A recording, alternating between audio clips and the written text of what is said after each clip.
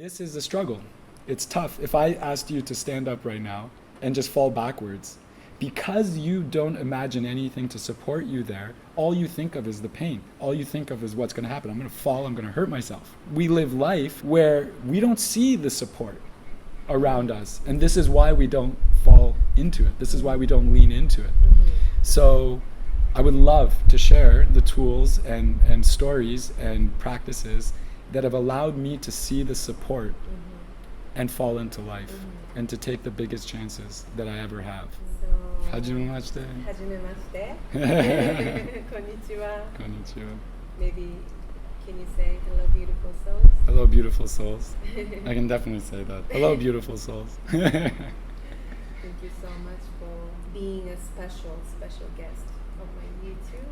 Like this means a lot. This is really symbolic, you know, that we're here. We have arrived. We're so ready to share. No longer hide or hold anything. We're ready to share and help and support. Definitely. Yeah, I've always wanted to introduce yourself to my community. I kind of started to talk about you, but having... It's the first time I felt ready. I wouldn't want to meet anyone or the community until I knew I was ready. So everything that I will share and everything that we talk about from me comes from being there. You know, I've been there. And so I'm not about the theories and I'm not about that. Although theories are great to help one challenge, and I'm going to give you a bunch of things to help you challenge yourself and everything around you. Ultimately, though, it's your experiences that are going to dictate the results. And so I'm sharing from experience. I'm excited. Okay, so everybody calls you Cosmic Dan. Let's start with your introduction. So my name is Daniel Jonathan. Okay. And I want to relate right away to the audience. So I'm going to share some things in my life that are like a resume of what would be successes or traumas to some people. And so you can understand where I'm coming from. And ultimately where I had to go, we will in our talks. Okay, so first, I was the child who grew up in a very abusive household. It was scarier to come home than go to a high school with 20 people who want to kick my butt. I would rather deal with that than go home. I was also the child in school that did incredibly well from a young age, and actually that got me removed from the school because I was so bored that I ended up just causing trouble. So I was also the child at a very young age, and I related in that moment. One, I'll tell you the relations that I carried with me. When I was younger and the abuse at home, I never understood love because I was being told what it was, yet completely experiencing something different. So there was no relation there. Number two, at school, I was doing really well. Like, look, I'm 8 years old. What do I know about doing well? I'm just filling in the answers and I happen to do it quickly. And so I'm bored. I just want to entertain myself. I ended up getting in tons of trouble and asked to remove from the school. I was the child that in high school, every teacher wanted to kill probably, because I would always be willing to share my opinion, but they can never get rid of me because I've always done well. I was the kid in university that would write hundreds and 30 minutes and 3-hour math exams, yet no one would see the behind the scenes studying, and so I got ridiculed as being a very intelligent kid with no effort, and that made people not really on my side. I was building software since the age of 17, and I've been 16 years fighting for my software to get out from legal battles and people trying to stop me from sharing what I've created, to the one time I got to share open source, which means free. Well, it's free, so no one wants it because everyone has it, in the sense that you can't own it. And that ended up becoming one of the top technologies in the world to build applications at one point. I've spent time in the desert teaching people how to meet beings from all over the universe with a gentleman named Dr. Stephen Greer, and on my own outside of that. And then I'm also the person who just spent a year and a half in the house, not leaving and being fully in focus to make sure something is going to get done. My project is going to get done. No more excuses, no more hesitations. Just completely what it takes. And throughout of that whole, there's so much more. Throughout the entire process of all of the decades, having incredible financial issues, from succeeding wildly to, oh my God, like getting a quarter, it was so difficult, and the ups and downs constantly. And ultimately the aloneness, how lonely I felt throughout the whole journey, how lost I felt throughout the whole journey. With all of that, how it sounds, oh wow, poor guy or whatever, victim. Really, I'm just trying to share that because it's somewhere in there, somebody is, generally in life, okay? And even in the successes, to feel like people want things from you and you don't know how to trust them is another aspect of maybe you're not broke, but you have tons of money. There's things to deal with there. And ultimately what I found throughout, since a childhood, we can go into that.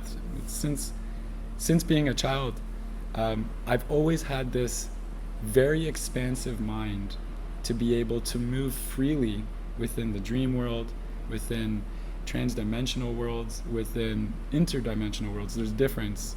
Transdimensional is when you're aware of all the worlds you're in simultaneously, and interdimensional is when you're in the world and only in that moment. So, and developing practices and experiences with myself and others,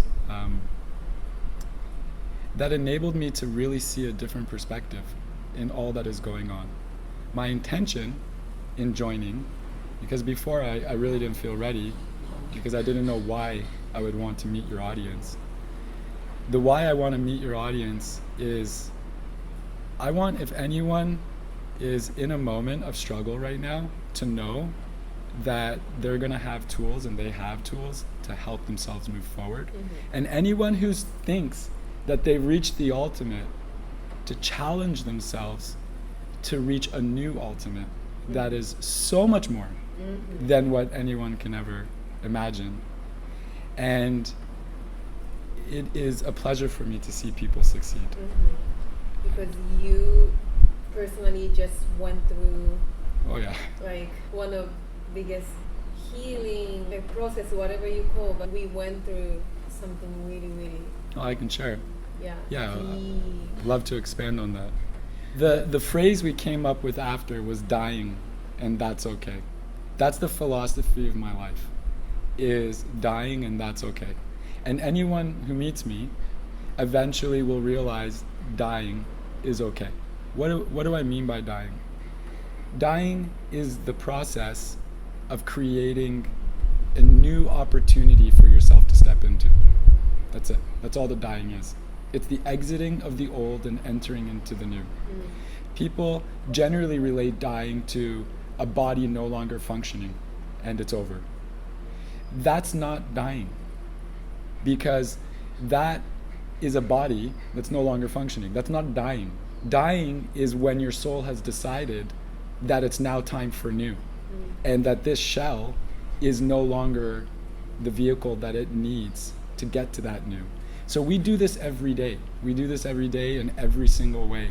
And if we tap into it, if we learn to surrender to these moments where we can become more, and how to follow the guide to becoming more, whoa, then you're doing what I like to call leaning into life. Someone said this recently, was living at the speed of trust. I love that. That's leaning into life, where you trust it so much that completely, not so much, where you trust it completely that you can literally lean into life and never have to hesitate and never feel like you're falling. Because when you're leaning, life will hold you right at the perfect balance for you to really experience infinite. So learning to lean into life. And this is a struggle. It's tough. If I asked you to stand up right now and just fall backwards, because you don't imagine anything to support you there, all you think of is the pain. All you think of is what's going to happen. I'm going to fall, I'm going to hurt myself. So, we live life where we don't see the support around us. And this is why we don't fall into it. This is why we don't lean into it. So I would love to share the tools and stories and practices that have allowed me to see the support and fall into life and to take the biggest chances that I ever have. Where all odds are against you if you think from, what I don't see. But if you were to truly see the support that is around you, you'll know that all odds are in your favor and you're going to completely succeed. All you need to do is take action.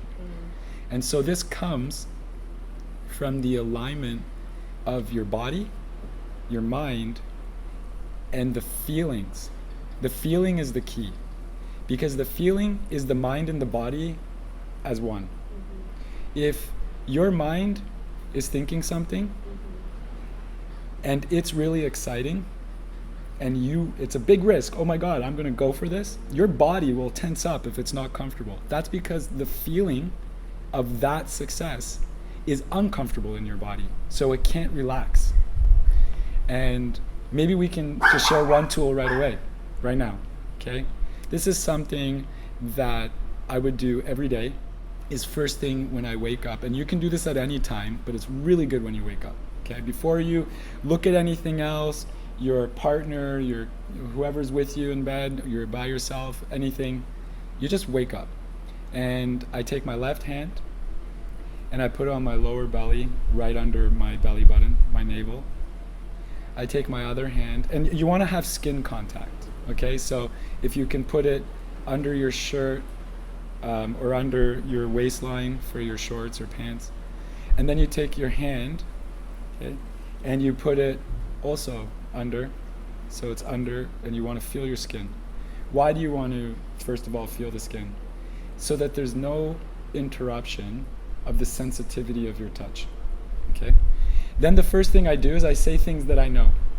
All right, my name is Daniel Jonathan. As I'm taking big inhales and as I'm taking big exhales, I tell myself things I know. My name is Daniel Jonathan. Ooh, all smooth, so easy. Then I say, I love to develop software. Very smooth. I see myself as a successful multi-millionaire being. Uh-oh. Right then and there, my breath is not so smooth anymore. It now just got caught. Where did it get caught? It got caught as it was flowing. This shows me right away, I'm not comfortable with that thought. And the hands are meant to support a full connection in the most vital areas that you have of sensitivity, your heart and your gut. So you can feel right there. Okay, so now right away, in that moment where you feel vulnerable as a physical body, your hands your hands are in position already to provide comfort, already where your heart is and already where your gut is. So now you say it again to yourself, and you say it again, and you say it again, and you say it again, until your breath is smooth, until you can say, my name is Daniel Jonathan. I'm a multimillionaire, and I'm a good being, and I love helping people. And I can breathe easy when I say that, because it's authentic, it is true, it is me. And you keep doing this. You do this more and more every day, and eventually your body develops such a relaxed state in all of these thoughts. And now you are at the beginning where you're able to really bring in that reality, really bring in what's missing, because you feel comfortable in it now. Only when we feel really comfortable can we be ready. And so that practice in the morning is to build the comfort. And there's practices throughout the day and at the end of the day, and we can talk more about those. Ultimately, it's my favorite tool, is the morning check-in. The examination, the reality check, the openness. And it's interesting to see what you would say as well. The fact that I say I'm a multimillionaire and I want to, and I am a good being, and I say this, is because part of the picture I see of myself is that. And so for me to live a fulfilled life, it's about the pictures of how I see myself being true. Now let's just say I'm not a multimillionaire and I'm not a good being. Well, that's okay too, as long as it fits the picture of your reality in the sense that this is truly, authentically you, then you're good. And at that moment, what you might have thought you knew about yourself will instantaneously open up, so long as you're in that authentic place where your feelings, your body, and your mind are all one. Everything will start to open up. And this is the remembering phase. This is you're like, wait a second, I'm really amazing. Because now you're going to start to remember how you're already a super being, you're already incredible, and you don't need to block yourself. Mm-hmm. I hope. Wow, thank you. What came to my mind now is you're so good at like living the moment, like really right here, right now. Mm-hmm. That means you accept easily that you're able to reborn and be new. Mm-hmm. Because remember what happened yesterday morning. Mm. Oh my God. I can share it. Yeah. Yesterday, okay, so first, if I'm not feeling well, I like to go fully deep into not feeling well. Yeah, that's okay. Also, that's I really admire about you. Yeah, thank you. I'll speak to that. First, when there's something that is in your forefront, the only thing you can do to respect it, to move with it, is to be in 100% focus with it. Okay? So I woke up, I wasn't really feeling well. I, just finished a year and a half of intense work. I have not left the house more than a handful of times. Everyone's like, where have you been? Where have you been? Well, I'll tell you where I've been. I've been breaking through the shell that is me. I've been decalcifying my body. Calcification is the buildup of material. I've been breaking that apart completely. So it would be normal in the morning, I wake up and I'm destroyed. I'm done, I'm ready to go. Take me now, universe. I know you're there, take me. I'm volunteering. I can't kill myself though. And I know I can't kill myself because it didn't work the times I tried when I was younger. But what I mean I can't kill myself is, just because I remove myself from the situation does not take away the challenge of the reality. This is what's really important, is that when you're in front of challenge, is to learn how to be hyper-focused and to be with the challenge, so that when you're no longer in the challenge or you exit the challenge, there is no extra to it. There's no residue. There's no, you go in the water and you swim and you come out and there's still water on you. So what I'm talking about is you see the ocean, you dive into it, you come out and you're dry. There's no water on you because you fully were into the ocean. You are the ocean when that challenge comes. So when challenge comes to me, I become completely one with the challenge. The same way that when good things or let's just, challenge is not bad, let me correct that. When other opportunities come, such as, for example, I'm meeting a friend, or I'm going out with some people, or I'm in a business meeting, or I'm even right now in this conversation, I'm 100% here. I'm nowhere else. My mind is not thinking about the 3 other things I have to do. I'm not checking my phone. I'm not looking at that. I don't even wear a watch. I'm not interested in anything but what it is that I'm doing.